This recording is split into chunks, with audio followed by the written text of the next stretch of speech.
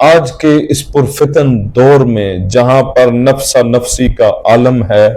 اور لوگ پوچھتے ہیں اولیاء اللہ کون ہیں، کن کے پاس جائیں، کون ولی اللہ ہیں، کون اہل اللہ ہیں، کچھ لوگ گدی نشینوں سے تنگ آ چکے ہیں، ان کے نظام سے تنگ آ چکے ہیں، کچھ لوگ جھوٹے جاہل پیروں سے تنگ آ چکے ہیں، ان کے دنیاوی لالچ اور پیسہ مال بٹورنے کے معاملات سے تنگ ہو چکے ہیں۔ تو اس لمحے لوگ کہتے ہیں کہ کون سی سیدھی ڈائریکشن ہے اولیاء اللہ کی، کیونکہ قرآن میں بھی اہل ذکر کا،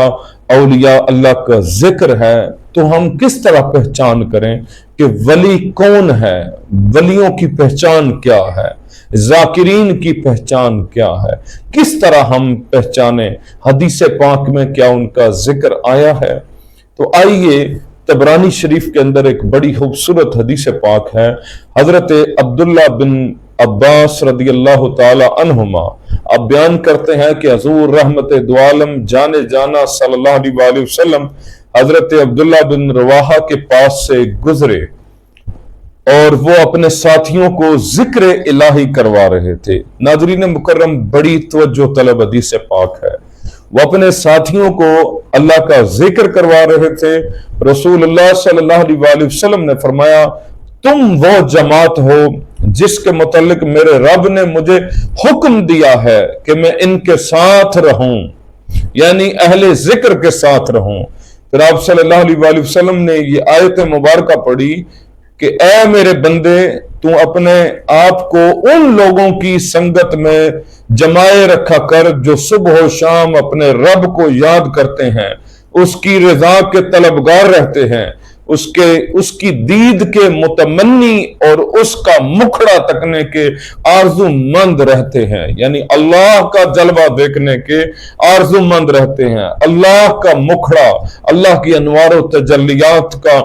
وہ نظارہ کرنا چاہتے ہیں، طلبگار رہتے ہیں۔ یعنی قرآن نے جن کا ذکر کیا وَاصْبِرْ نَفْسَكَ مَعَ الَّذِينَ يَدْعُونَ رَبَّهُمْ بِالْغَدَاةِ وَالْعَشِيِّ، یعنی قرآن پاک میں اللہ رب العالمین نے حضور رحمت دو عالم جانے جانا صلی اللہ علیہ وآلہ وسلم کو بھی یہ حکم ارشاد فرمایا، اے میرے بندے، تو اپنے آپ کو ان لوگوں کی سنگت میں جمائے رکھا کر جو صبح و شام اپنے رب کی یاد میں رہتے ہیں، اپنے رب کے طلبگار رہتے ہیں، جنہیں دنیا کا کوئی لالچ نہیں ہے، جن کے اندر دنیا کی کوئی آرزو نہیں ہے، وہ اپنے رب کو خوش کرنا چاہتے ہیں، وہ اپنے رب کو راضی کرنا چاہتے ہیں، وہ اپنے رب کے دیدار کے طلبگار ہیں۔ اور فرمایا تیری محبت اور توجہ کی نگاہیں ان سے نہ ہٹیں، بلکہ ہر وقت ان لوگوں کی سنگت میں رہ جو اللہ کے ذکر میں رہتے ہیں۔ فرمایا کیا تو نے ان فقیروں سے دھیان ہٹا کر دنیاوی زندگی کی آرائش چاہتا ہے اے انسان؟ کیا تو دنیا کے لالچ میں مبتلا ہو گیا ہے؟ ناظرین مکرم، یہاں سے انسان، ایک مسلمان اپنی اصل سے ہٹ جاتا ہے، حقیقت سے ہٹ جاتا ہے۔ جس نے سمجھ لیا ہے کہ دنیا کی زندگی اور دنیا کی آرائش اور دنیا کی ساری نعمتیں جو ہیں یہی کل کائنات ہے، بلکہ یہ کل کائنات نہیں، اس زندگی کے سفر کو گزارنے کے لیے، اس سفر کو طے کرنے کے لیے چند دنوں کا ضروری ساز و سامان ہے۔ آخر میں کیا ہوتا ہے؟ بندہ اکیلا قبر کے سپرد ہوتا ہے۔ تو اللہ فرماتا ہے اے میرے بندے، اس دنیا کا لالچ نہ رکھنا،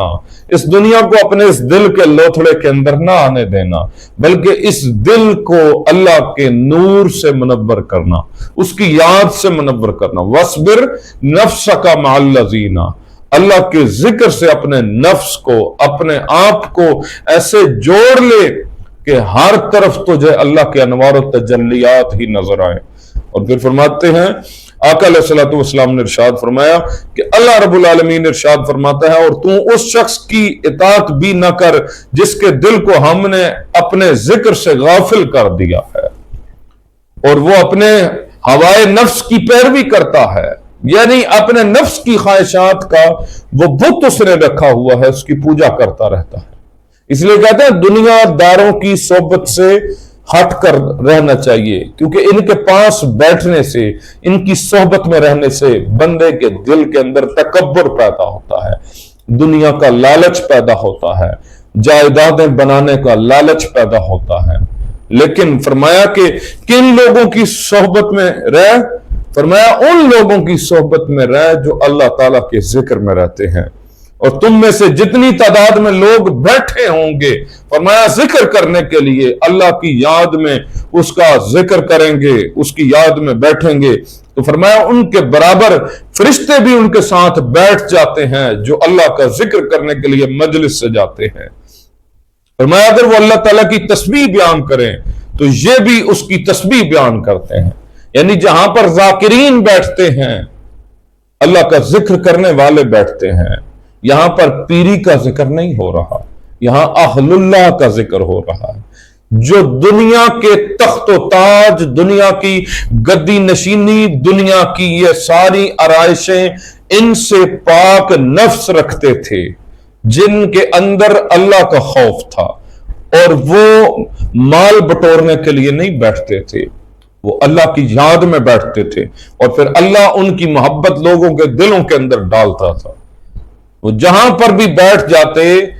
وہاں پر ذاکرین خود بخود آ جاتے، ذکر کرنے والے اللہ پاک ان کے پاس بھیج دیتا تھا۔ فرمایا جہاں وہ اللہ کی تسبیح بیان کرتے ہیں تو فرشتے بھی ان کے ساتھ اللہ کی تسبیح بیان کرتے ہیں، اگر وہ اللہ تعالیٰ کی حمد بیان کریں تو یہ فرشتے بھی اللہ تعالیٰ کی حمد بیان کرتے ہیں، اور فرمایا اگر وہ اللہ تعالیٰ کی کبریائی بیان کریں تو یہ بھی اس کی کبریائی بیان کرتے ہیں۔ پھر رب العزت کی بارگاہ میں لوٹ جاتے ہیں یہ فرشتے جو ان ذاکرین کی مجلس میں بیٹھے ہوتے ہیں، حالانکہ وہ ان کی حالت کو بخوبی جانتا ہے، یعنی اللہ رب العالمین خود دیکھ رہا ہے، فرشتوں کو،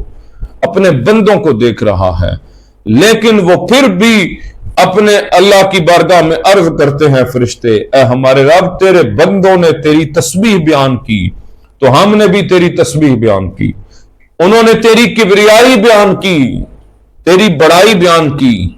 تو ہم نے بھی تیری کبریائی بیان کی ان کے ساتھ بیٹھ کر ان کی مجلس میں، اور پھر فرمایا انہوں نے تیری حمد بیان کیا اللہ تو ہم نے بھی تیری حمد بیان کی۔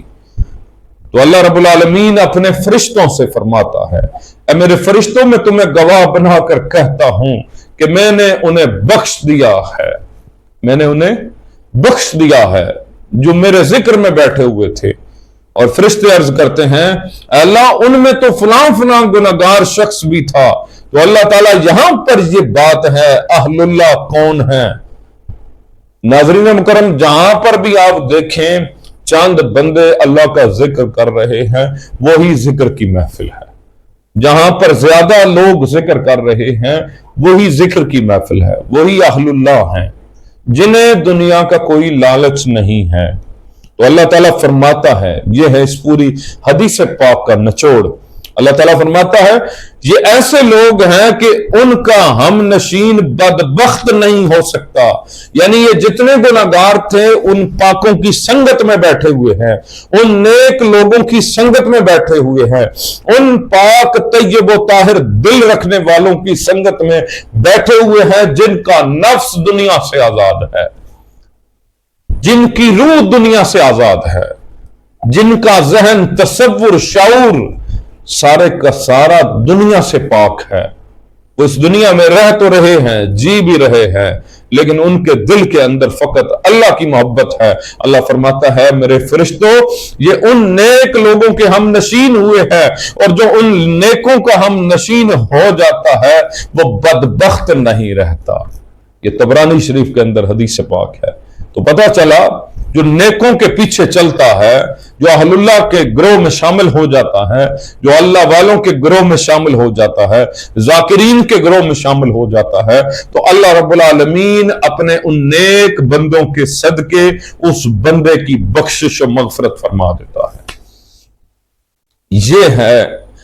اہل اللہ کا ذکر، یہ ہے اللہ والوں کا ذکر۔ اور یہی دیکھیں تو دور پرفتن میں جہاں لوگ گدی نشینی سے بیزار ہو چکے ہیں، جہاں لوگ پیری مریدی سے بیزار ہو چکے ہیں، اور آنے والے وقت میں اس نظام کو پانچ کر دیا جائے گا، क्योंकि या लोग फकत दुनिया वालों के पीछे, दुनियादारों के पीछे चलेंगे, या फकत अहलुल्लाह के पीछे चलेंगे, जहां उन्हें रूह की ग़िज़ा अल्लाह का जिक्र मिलेगा, या वो वहां पर जाएंगे। तो इस दौरे पुरफितन में देखा जाए तो किसी भी मुबालगा राई के बगैर देखें तो कोहाट की सरजमीन पर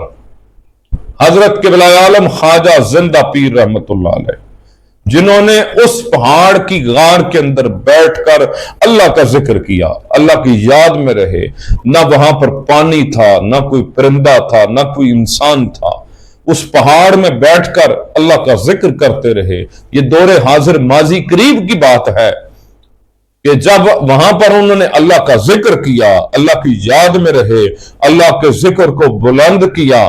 तो फिर काफिला बनता गया, कारवां बनता गया। उन्हें जरूरत नहीं पड़ी किसी के घर जाकर बताने के लिए कि मैं कोई पीर हूं, मैं कोई गद्दी नशीन हूं। वहां पर कोई गद्दी नहीं थी, वहां पर कोई आस्ताना नहीं था,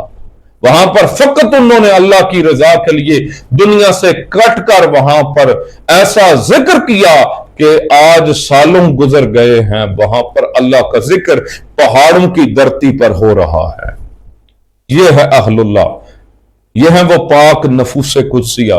जब वो अल्लाह का जिक्र करते हैं, आज दुनिया दौड़ी चली जा रही है। वो लोग अजीब जहन के मालिक होंगे जिनके दिलों के अंदर वो दुनिया की लालच होगी, लेकिन जो फकत जिक्र के लिए जाते हैं, तो आज इस दौरे पुरफितन में गमकोल शरीफ की सरजमीन और वहां पर बैठकर जो देखेगा बंदा, तो उसे सही और सही माना के अंदर जिक्र की लज्जत आएगी, अल्लाह ताला के जिक्र की वो चाशनी आएगी कि उसकी रूह ताजा हो जाएगी, क्योंकि ये वो हम नशीन लोग हैं जिनकी संगत में बैठकर बंदा बदबख्त नहीं रहता। अल्लाह रब्बुल आलमीन हमें इन पाकों की संगत अता फरमाए, और अल्लाह रब्बुल आलमीन ऐसे लोगों से महफूज रखे जिनके दिल के अंदर दुनिया की मोहब्बत है, माल बटोरने की मोहब्बत है, पैसा बटोरने की मोहब्बत है। ये हकीकत है कि विलायत का कॉन्सेप्ट कुरान के अंदर भी मौजूद है, हदीस के अंदर भी मौजूद है। अब ये किसी का अपना दस्तरखान है, कोई वहां से क्या चुनता है, या अल्लाह का जिक्र चुनता है, या दुनिया का माल चुनता है, ये बंदे पर है। अल्लाह रब्बुल आलमीन हमें शऊर और बेदारी नसीब फरमाए, अकल और इल्म अता फरमाए। वाहिर दावायान अल्हम्दुलिल्लाहि रब्बिल आलमीन।